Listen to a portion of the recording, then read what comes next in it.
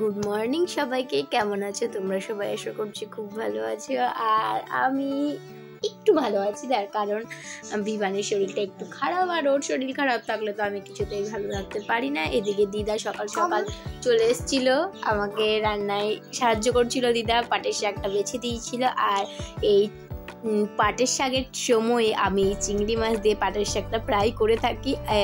আমি পরপর 3 দিন বানালাম এবং এটা খেতে আমাদের একটুও বিরক্তিকর লাগে না, ভীষণ ভালো লাগে। ও রান্নাবান্না কেন করছি সেটাই তো তোমাদের বলিনি।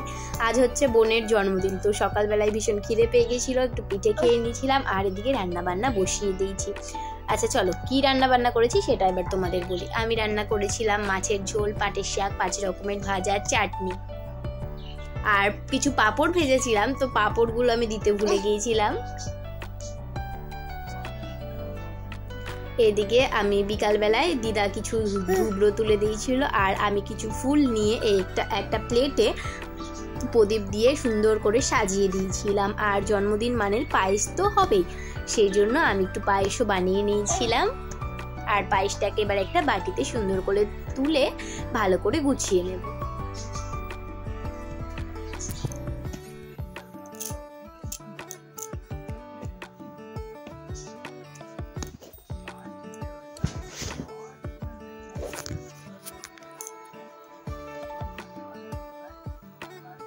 আর ওপর থেকে কিছু কাজু ছড়িয়ে জিনিসটা আমি যাতে আরও বেশি সুন্দর লাগে সেজন্য ওপর থেকে কিছু কাজু ছড়িয়ে দিয়েছিলাম। আচ্ছা চলো এবার দেখে আসি ভিভান কি করছে। এদিকে এসে দেখি ভিভান এখানে খেলা করছে।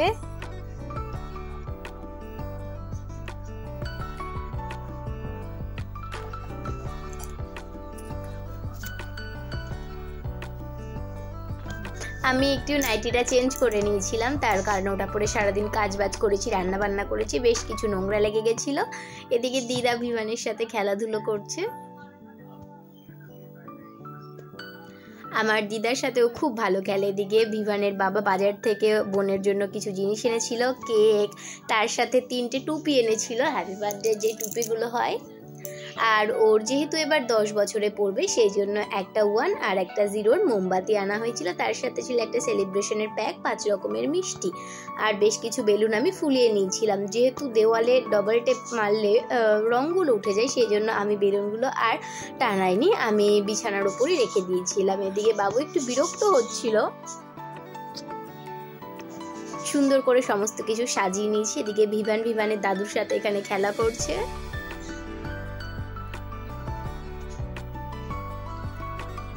এই যে আমার বোন, আর ওরই হচ্ছে আজ জন্মদিন।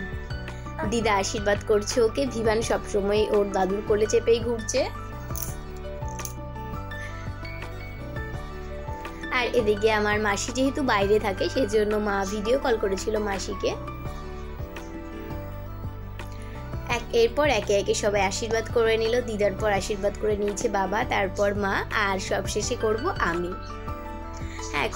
এখন অনেকের মনে প্রশ্ন আসতে পারে ভিভানের বাবা কোথায়। ওর বাবা একটু অফিসে গিয়েছে, কিছুক্ষণ আগে বাজার টাজার করে দিয়েছে, আর তখন ওর ফোন এসেছিল কাজের জন্য, সেজন্য ও কাজে বেরিয়ে গেছে, ও থাকতে পারেনি। হ্যাঁ, কেক কাটা হয়ে গেছে, তারপর ও ছিল। পাশে যে আছে সে হলো আমার বাড়ির সামনেই বাড়ি, আমার প্রতিবেশী ছেলে। ওরাও যেহেতু বাচ্চা সেজন্য পুচকিকে তো একা বসাতে পারি না। ও পুচকি হচ্ছে আমার বোনের নাম। এখানে আমিও আমার বোনকে একটু আশীর্বাদ করে দিলাম। আশীর্বাদের পর্ব শেষ হলে এবার হবে কেক কাটা।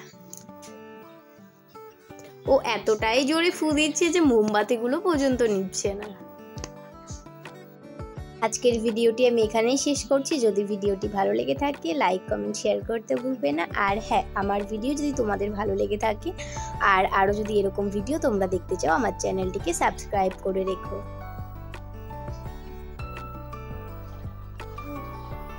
বাই বাই, দেখা হবে অন্য কোনো পরবর্তী মিনি ব্লগে।